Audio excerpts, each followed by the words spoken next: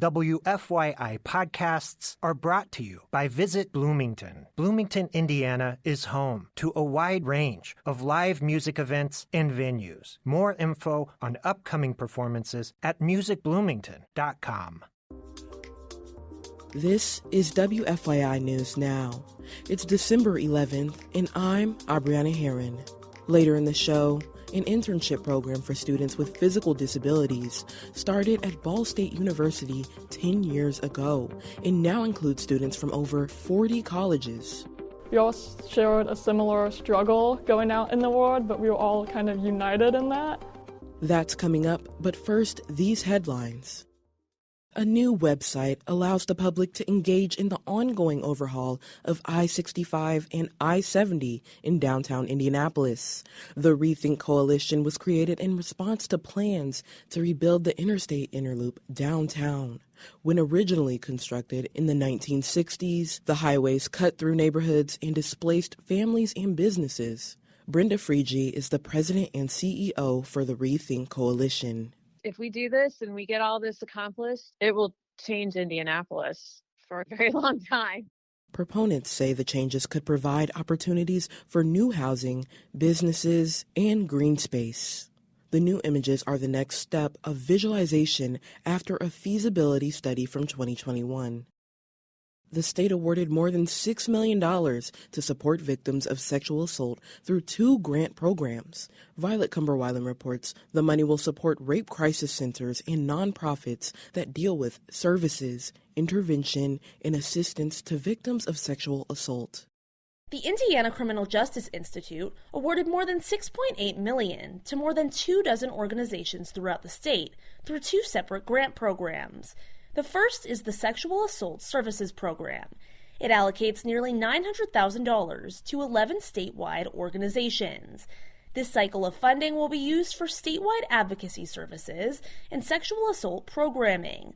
Another program, the Sexual Assault Victim Assistance Fund, allocates over $5.9 million to 17 statewide organizations. This funding will be used for things like shelters, counseling, and crisis lines. The money will be made available to the organizations in January. For Indiana Public Broadcasting, I'm Violet Cumberweilen. The FDA approved a new gene editing treatment for sickle cell disease. The disease is a genetic blood disorder that affects mostly Black patients in the U.S. Farah Usuri reports ensuring access to the treatment is top of mind for patients and doctors. The new gene editing therapy will be extremely expensive, more than $2 million. The majority of sickle cell patients in the U.S. are on government insurance, and it's unclear whether those plans will cover it. Dr. Lydia Pecker of Johns Hopkins says sickle cell disease is incredibly complex and patients must have the proper aftercare in place. A comprehensive care model where we really aggressively address complex chronic pain needs can change healthcare utilization patterns for this population. Pecker says a cure without care jeopardizes the freedom this new treatment promises. Farah Usuri, Side Effects Public Media. And for our final story today, an internship program for students with physical disabilities was created 10 years ago at the Gregory S. Ferrybox Center at Eskenazi Health. It began at Ball State University and has since grown to include students from over 40 colleges. Aubrey Wright reports on the program's work and its impact. Like all college seniors, Paige Moore is a little nervous about life post-graduation. What is she going to do? That's always the big scary question. A neuroscience major at Indiana University, she wants to study how diet impacts the brain. As the conversation continues, she flicks her eyes back and forth to her sign language interpreter. I say I'm hard of hearing. As a student with a disability, she says she didn't have a lot of options for paid experience. But then she found the Gregory S. Farebox Center. And so it felt like the perfect match. She'll graduate with 3 full-time internships on her resume. The Farebox Center is connecting students with physical disabilities to internships in Indianapolis. Each summer, about 65 students work in full-time paid internships. Director Larry Markle says the internship program has accepted almost 200 college students. really the purpose behind the Ferry Box Center's internship program is to make sure really highly talented, qualified college students with physical disabilities get access to quality internships. Markle says that by getting these students internships, they become better candidates for employment after graduation.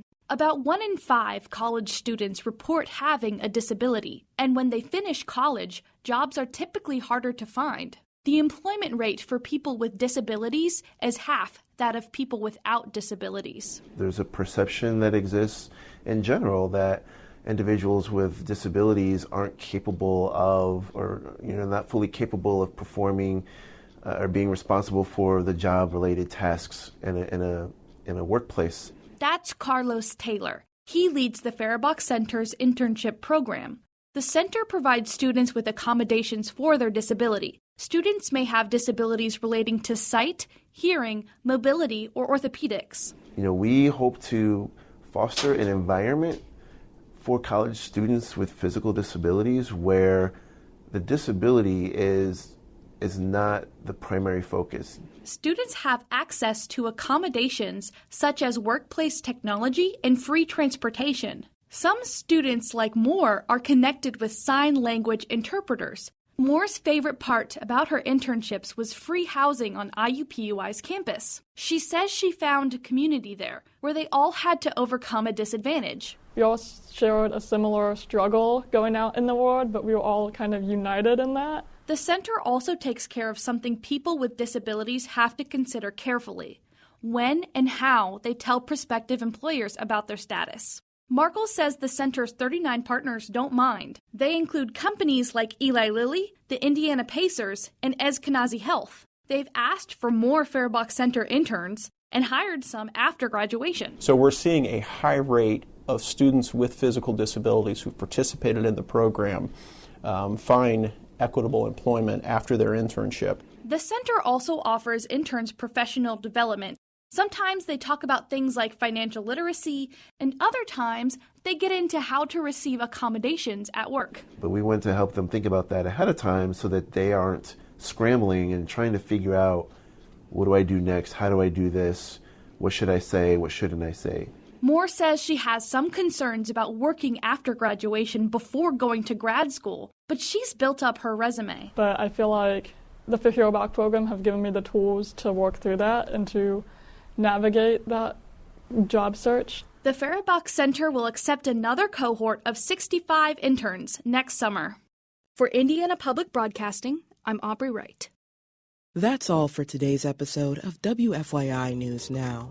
Our podcast is produced by the following people who live in your community: Darian Benson, Drew Daudelin, Kendall Antron, who composed the music for this podcast, and me, Abriana Herron. Our news director is Sarah Neal-Estes. If you like today's episode, remember to subscribe and share, and follow WFYI on Instagram, Facebook, and YouTube to check in on our newsroom throughout the day. Thank you for listening. We'll be back tomorrow.